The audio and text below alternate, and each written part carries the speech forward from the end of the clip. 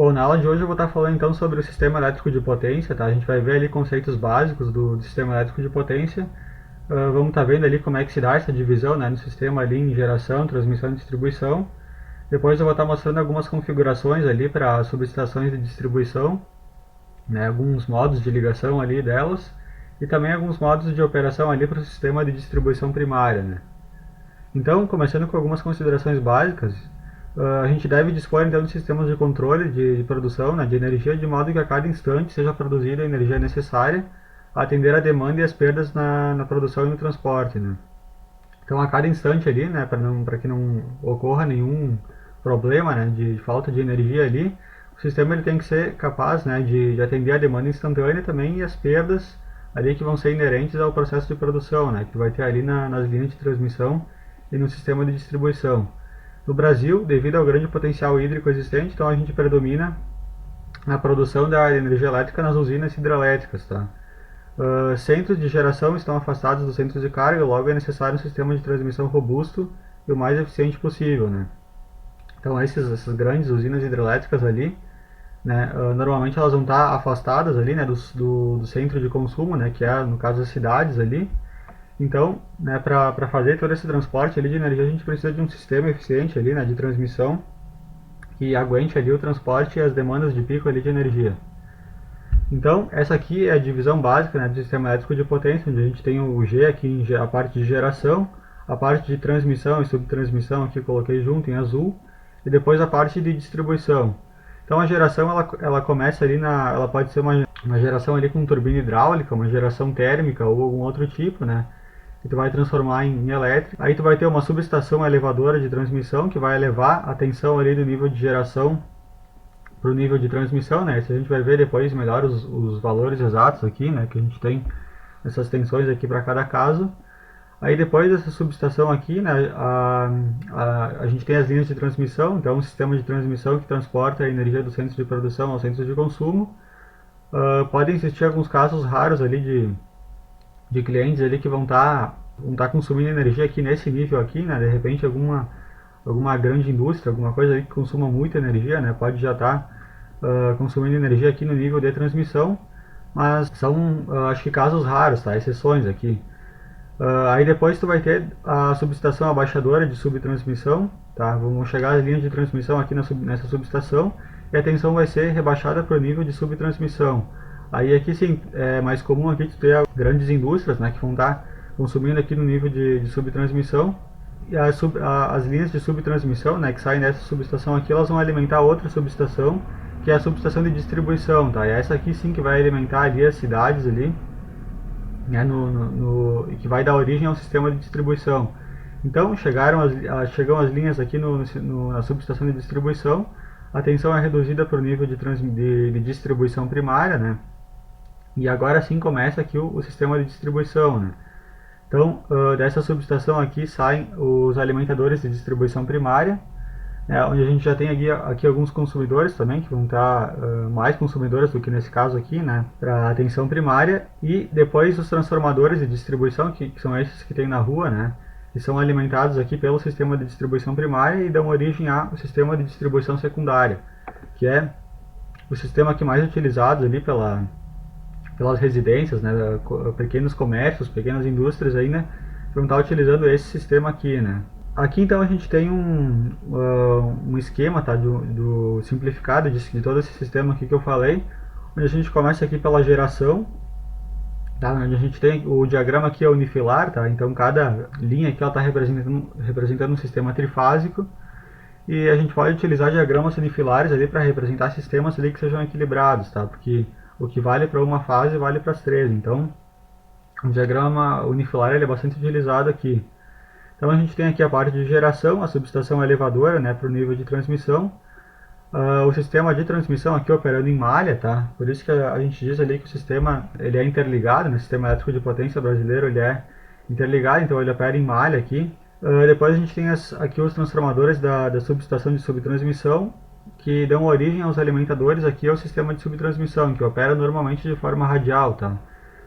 Em alguns casos também pode operar em malha, mas normalmente, né, o que a bibliografia diz aqui é que se opera aqui em modo radial, né?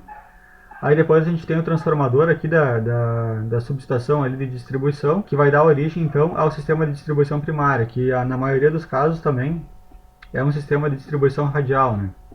Que o sistema de distribuição radial ele é normalmente mais simples, né, mais barato. A proteção, né, o sistema de proteção ali que se faz para o sistema radial, normalmente ele é mais simples do que para um sistema em malha, né, onde aqui a complexidade do sistema de proteção ela aumenta bastante, né. E depois a distribuição secundária, que a gente tem os três, né, o caso de três transformadores de distribuição aqui, que está um caso mostrando três vertentes aqui para distribuição secundária, que pode estar operando em malha ou radial, né, aqui tanto faz. Bom, falando mais especificamente aqui da parte de geração, tá? Então a tensão ela é gerada tipicamente em 13.8 kV, mas a gente pode encontrar geradores ali que trabalham desde geração com 2 kV até aproximadamente 22 kV, tá? Mas esses valores perto ali dos 13 kV são os valores mais comuns ali para tensão de geração. Né? Valores acima desses aqui já precisaria de uma tecnologia melhor ali para isolação, né, dos condutores ali. No gerador, então por isso que não se utiliza ali uma geração ali normalmente maior que 22 kV, né, por causa da isolação, né, dos condutores. O gerador síncrono é a máquina mais utilizada, né, com certeza na geração, e pode ser um gerador com turbina hidráulica ou a vapor, né, que são os dois casos mais comuns que a gente tem, né, na usina hidrelétrica aqui e, por exemplo, numa termoelétrica aqui, né, onde o vapor ali ele é utilizado para acionar uma turbina, né, uma turbina ali a vapor. Existe também o conceito, tá, que está surgindo bastante agora com força no país, que é a geração distribuída, tá, que é a geração descentralizada, onde a gente tem geração ali a gente tem as próprias residências, ali as próprias casas, né, gerando sua própria energia, né, onde 99% dos casos é através da energia solar, né, com os painéis fotovoltaicos. E também pode existir também a energia eólica, né? Mas o mais utilizado com certeza, né, o que está vindo com força agora, é a energia solar, né? Geração distribuída com energia solar. Aqui embaixo então uma comparação entre a usina térmica e a usina hidrelétrica, tá? Então se a gente comparar essas duas aqui, o tempo de construção e o investimento para a gente fazer uma usina térmica, ela é muito menor, né? Aliás, é significativamente menor do que por uma usina hidrelétrica, mas o custo operacional da usina depois ela se torna maior, né? Então, para construir e para fazer, né, essa usina ali tem um tempo de construção baixo, investimento baixo, mas depois para manter a usina em funcionamento, né, o custo operacional dela é maior. E a hidrelétrica, então, ela tem um tempo de construção e o investimento, né, na construção dela são bem maiores, mas depois o custo operacional ele é menor, né, em comparação com a usina térmica. Já o sistema de transmissão, tá, como é que a gente calcula, né, como é que os engenheiros têm uma ideia ali do valor da magnitude da tensão que eles vão ter que usar. Então esse valor é estabelecido principalmente em função da distância, tá, a ser percorrida e do montante de energia a ser transportado, porque a gente sabe que o nível de tensão, né, ele é elevado para reduzir as perdas, né? Para te transmitir determinada quantidade de energia, tu eleva a tensão, né? A corrente vai diminuir consequentemente, e aí as perdas são menores. Então, se tu tem uma linha ali que é muito extensa, né? Uma linha de vários quilômetros, ali centenas de quilômetros, por exemplo, tu precisa de um nível de tensão alto, né? Para ter a menor corrente possível e as menores perdas possíveis ali, né? Na resistência ali dessas linhas. O sistema ele opera interligado, tá? O sistema de transmissão, como a gente já viu antes, né? Ele opera em malha, interligado, e as vantagens disso é a confiabilidade do sistema, tá? Do suprimento de energia, né? Maior continuidade ali, né? na produção de energia, a possibilidade de intercâmbio entre áreas. Então, quando uma região está no período de chuvas, ela pode exportar energia para uma região no período de seca, né? E quando essa outra região aqui estiver no período de chuvas, ela pode exportar para essa aqui, né? Para a primeira região aqui que vai estar no período de seca. Então, essa questão do intercâmbio de áreas aqui é uma vantagem bem interessante, né, do sistema interligado. Já uma desvantagem, né, ela é a complexidade do sistema. Então, a complexidade vai aumentar bastante, né. O esquema de proteção ali também, a complexidade dele aumenta, né, quando a gente opera interligado. E a chance, né, de se ocorrer algum problema ali no sistema, como ele está interligado, pode acabar atingindo grande parte do sistema ou todo o sistema, né. O Brasil possui uma linha de corrente contínua em Itaipu, porque a gente sabe que Itaipu, metade dos geradores que eles têm, eles são para o Paraguai, né. Eles geram em corrente alternada em 50 Hz para o Paraguai, e como o Paraguai não utiliza, né, toda a capacidade deles ali, uma boa parte dessa energia o Brasil compra. Só que a gente não pode utilizar diretamente a energia deles porque os geradores deles são para 50 Hz. Então o que se faz? Tu compra a energia, né, deles em 50 Hz aqui, faz uma retificação, né, dessa tensão elétrica aqui, tem uma linha aqui bem longa aqui de corrente contínua, né, que vai, se não me engano, de Itaipu até São Paulo, e lá é feita a inversão, né? Tu passa por um inversor de frequência aqui e a tensão contínua aqui ela vira uma tensão alternada novamente, só que para 60 Hz, né? Que pode ser utilizada então aqui no Brasil. A linha de corrente contínua ela é até mais estável, tá? Principalmente para grandes distâncias, ela começa a ficar mais competitiva do que a linha de tensão alternada, né? Principalmente pela questão da estabilidade, né? E da recuperação da linha frente a fenômenos transitórios. Então, como ela se mostra mais estável, né, do que as linhas em corrente alternada, em grande distância é uma opção de utilização, né, a linha de corrente contínua. Bom, o sistema de subtransmissão, então, né, esse elo ele tem a função de captar a energia das subestações de subtransmissão e transferir, né, até as linhas de subtransmissão até a subestação de distribuição, né, e a eventuais consumidores também que possam estar comprando energia aqui nesse nível de subtransmissão, né. Usualmente a tensão é de 138 kV ou 69 kV. Em alguns casos, mais raramente, pode ser utilizado também esse nível aqui, né, de 34 kV, que também é utilizada na distribuição primária, né, mas normalmente a gente tem esses dois níveis aqui.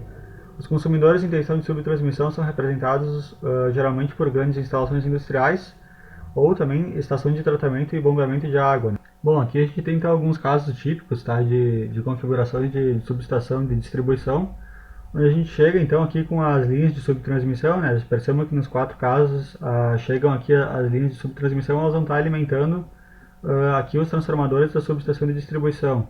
Então esse primeiro caso aqui da rede 1, tá? É o caso mais simples, onde tu tem uma linha aqui, um circuito, né, trifásico aqui, chegando ali de uma linha de subtransmissão e alimentando o transformador aqui da subestação, né? Aqui a gente tem duas chaves, né, ou dois disjuntores ali que estão que são utilizados aqui para proteger esse transformador e também isolar, né, esse transformador aqui dos circuitos aqui quando for necessário alguma manutenção, né, ou algum reparo aqui no transformador. A rede número 2 é uma rede um pouco mais confiável, porque aí eu utilizo dois circuitos, tá, de subtransmissão e utilizo esse transformador aqui com duas chaves. Então eu tenho uma chave normalmente aberta aqui, que liga esse transformador a esse circuito de baixo aqui, e uma chave normalmente fechada que liga esse transformador ao circuito de cima. Então se por algum motivo aqui essa linha precisar passar por uma manutenção ou tiver algum problema, eu abro essa chave aqui NA, NF e depois fecho essa chave NA. Então aí o transformador ele continua sendo alimentado, né? Nesse caso aqui, se ocorresse algum problema aqui, não teria uma segunda opção, né?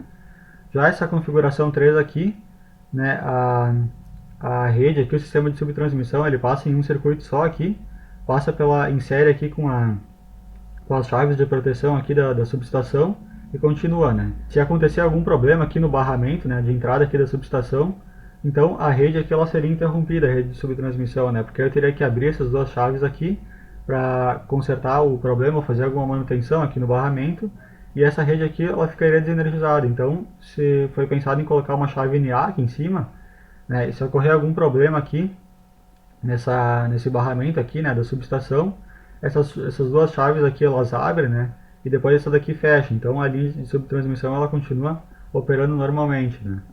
Aqui essa rede 4 é uma rede aqui então também um pouco mais confiável, né, utilizada também onde a gente tem regiões com alta densidade de carga, né, ela utiliza dois transformadores e um transformador aqui ligado em cada uma das linhas de subtransmissão, né.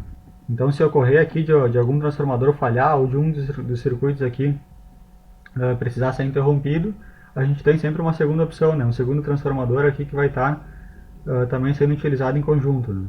Então essa questão aqui de utilizar dois transformadores, né, ela pode ser benéfica aqui numa situação assim, né? Então na ocorrência de um defeito ou manutenção em um dos transformadores, a gente pode abrir as chaves a montante e a jusante do transformador, né, que seriam essas duas aqui, para isolar ele, e fecha-se a chave entre as barras dos transformadores. Então eu retiro o transformador aqui desse circuito aqui e fecho essa chave. Assim todas as cargas que estavam sendo alimentadas aqui por esse transformador aqui, elas passam a ser alimentadas por esse, né, quando eu fecho essa chave aqui. Só que para mim fazer isso, o transformador ele deve ser capaz de suprir a carga, né, do outro. Então esse transformador aqui ele tem que aguentar a carga que ele já está alimentando e mais a carga desse cara aqui, né, na situação de contingência. Então, por isso que normalmente ali os transformadores eles não são projetados ali para funcionar, né, para alimentar uma carga que seja a plena carga nominal dele. Ele vai estar alimentando geralmente uma carga aqui em condições de operação em condições de operações normais, né, a carga que ele vai estar alimentando vai ser menor do que a capacidade dele, para que quando ele tiver que alimentar uma carga a mais, né, uma situação de contingência, ele tenha, né, essa capacidade extra aqui de reserva ali para alimentar essas outras cargas aqui. E também outra técnica que pode ser utilizada, né, é distribuir, se a gente distribuir os circuitos de saída em vários barramentos, a gente tem uma maior flexibilidade na transferência de blocos de carga entre os transformadores, né? Então aqui eu tenho uma maior possibilidade, né?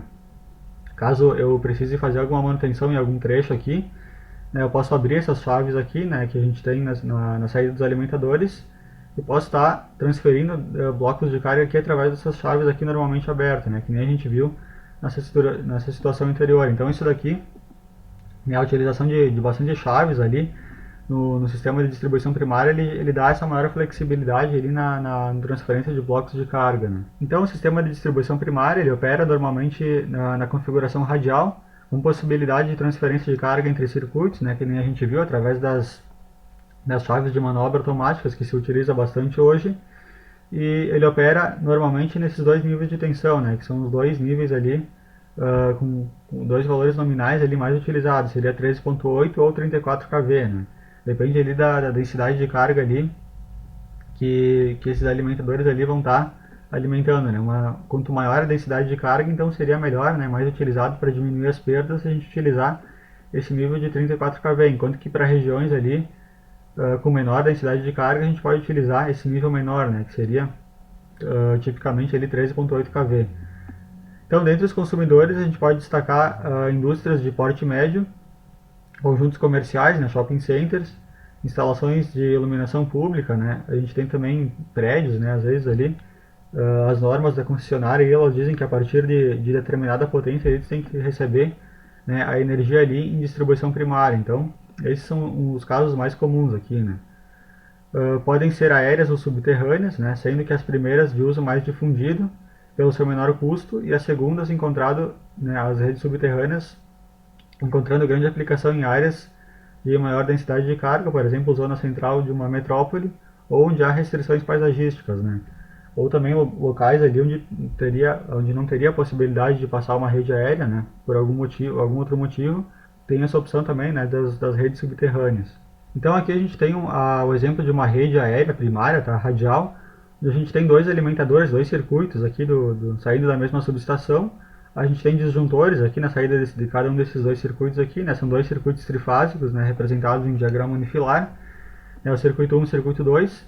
A gente tem o alimentador tronco, né, que é um alimentador ali, o principal que sai da subestação. Geralmente ele tem a seção do fio maior, né, porque ele alimenta todos os alimentadores aqui que vão, né, para as derivações aqui que a gente chama, né. Então esses aqui que saem aqui do alimentador tronco a gente chama de alimentador em derivação, né. Normalmente eles são protegidos aqui por chaves fusíveis, tá, que é representado por esse símbolo aqui. E essas chaves aqui elas são para intercâmbio da rede e também para rearranjar, né, fazer uma reconfiguração da rede ali em caso de manutenção ou contingência, né. Então o uso dessas chaves que a gente tem, né, dessas normalmente abertas, normalmente fechadas, ela fica mais evidente ali se a gente supor aqui que ocorreu um defeito, então, por exemplo, entre as chaves 1 e 2 do circuito 1. Então, um defeito aqui nessa região aqui, né? Estou no circuito 1, aqui a chave 1 e a chave 2. Ocorre um defeito aqui nesse trecho aqui, né? Ou nesse trecho aqui desse alimentador aqui, né? Aqui, desse alimentador lateral aqui. O que se faz? Então, a gente abre o disjuntor aqui desse circuito, né, na saída da subestação. Aí depois, o segundo passo aqui, a gente vai isolar o defeito, ou seja, vai abrir as duas chaves que eram normalmente fechadas, elas vão ser abertas agora, né? Então a gente sai dessa situação número 1 aqui para essa situação número 2. Aí a situação número 3 a gente pode fechar de novo o disjuntor aqui, né, para alimentar, para que outros clientes ali que estejam alimentados aqui por essa parte aqui do circuito aqui não fique desenergizada, né? Se houvesse algum outro circuito lateral aqui, por exemplo, né, saindo dessa parte aqui do alimentador, esse cara aqui precisaria estar fechado, né, para alimentar essas partes aqui. Aí, depois aqui no passo número 4, a gente vai ligar a chave número 3, tá? liga essa chave aqui, que era uma chave normalmente aberta, ela vai ser ligada, vai ser fechada, para que essa região aqui, né, para que toda essa região que é alimentada por esse alimentador em derivação aqui, ele não fique desenergizado. Então, esse cara aqui ele passa a ser alimentado agora pelo circuito número 2, né? Então vem daqui e alimenta essa região aqui, e a única parte que fica isolada, né, desenergizada, vai ser essa daqui, né? Aí depois que o defeito foi consertado aqui, a gente abre essa chave aqui, né, para voltar nessa condição aqui, normalmente aberto, e fecha essas duas aqui, restabelecendo aqui a situação inicial que a gente tinha aqui no começo, né. O circuito 2, então, ele poderia ser de outra subestação, ele não precisava ser necessariamente da mesma, né, subestação da cidade, e deve possuir uma capacidade térmica dos condutores ali para absorver a carga extra. Então, isso aqui só poderia ser feito, né, ao fechar essa chave aqui, se a corrente elétrica que passar aqui, né, nesses alimentadores aqui do tronco, ela não exceder a capacidade térmica aqui do alimentador, né. Bom, então uma outra configuração seria a rede primária seletiva, né, onde a priori tem dois alimentadores aqui, dois circuitos aqui, né, com dois alimentadores trifásicos saindo de uma subestação e vão estar dividindo ali os vários blocos de carga aqui que a gente vai ter, né, ao longo do caminho. Então, cada bloco de carga ele pode ser transferido de um circuito para o outro, se necessário. Então, vão existir chaves aqui, né, uma chave normalmente fechada, que vai estar ligando esse consumidor aqui ao circuito de cima, mas numa situação desse circuito aqui ficar desenergizado, por exemplo, essa chave ela pode comutar para essa posição e aí o circuito de baixo vai alimentar esse bloco de carga. Então, em condições normais de carga, né, cada um desses dois circuitos aqui ele deve operar com 50% do limite térmico do alimentador, para que numa situação de contingência, né, se por exemplo todos os blocos de carga que esse alimentador aqui ele estava alimentando, numa situação onde ocorreu um defeito aqui nesse alimentador aqui, todas as cargas que estavam sendo alimentadas por esse possam ser alimentadas pela de baixo, né, através da comutação aqui dessas chaves. Mais uma configuração de rede primária utilizada ali em sistemas subterrâneos, tá?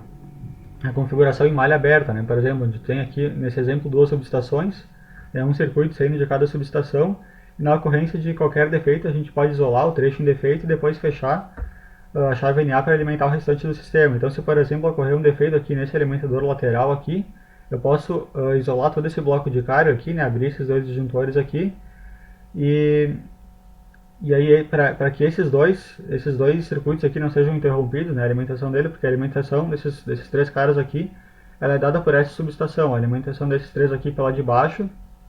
Se eu interromper, digamos, esse cara aqui, esses dois aqui eles ficariam desenergizados. Então, se eu fechar essa chave NA, né, primeiro eu abro essas duas aqui, depois eu fecho essa chave NA, e ali esses dois circuitos aqui vão estar sendo alimentados agora pela subestação de baixo, né. Então, é uma outra opção ali, né, de transferência de bloco de carga aqui, entre duas subestações aqui, mas uma configuração que é mais utilizada aqui em redes subterrâneas, né. Bom, por último, então a rede secundária e transformadores de distribuição, tá, que formam aqui a rede de distribuição secundária. Normalmente ela tem o primário em triângulo e o secundário em estrela com neutro. Então, como a gente vê, né, normalmente ali nos postes ali, onde tem a rede de distribuição primária convencional, que seria essa daqui, tem os três condutores aqui. Aí o primário vai ser ligado em estrela, né, recebe ali a alimentação desses três condutores, e o secundário do transformador aqui, aliás, o primário em triângulo, né, e o secundário vai ser em estrela com neutro, né, o neutro aterrado aqui, direto aqui no poste, aqui onde tem o transformador. Então, esses transformadores de distribuição, eles têm valores padronizados, tá, de potência, a gente pode encontrar 10, 15, 30, 45, 75 até 150 kVA. Tá, pode ser que existem outros valores, além desses aqui, né, alguns projetos especiais de transformadores, mas os valores normalmente eles são esses aqui, tá, são valores padronizados. As duas tensões mais utilizadas ali são 127 e 220 volts, né, tensão de fase e tensão de linha, ou a rede 220 de fase e 380 de linha. Né. Nesses casos aqui o primário ele é protegido por elos fusíveis, tá, então se a gente observar ele sempre nesses três condutores aqui do primário do transformador, a gente tem a proteção, né, do transformador por fusíveis, e a rede de distribuição secundária usualmente ela não conta com recurso, né, para atendimento de contingências, e também normalmente não tem uma proteção maior, né, a proteção é feita aqui na rede primária, aqui na entrada do transformador. Bom, então nessa aula era isso, tá? Futuramente vou estar falando mais ali, outras aulas sobre o sistema elétrico de potência, e se puder deixar o joinha, compartilhar, então eu agradeço. É isso aí, valeu!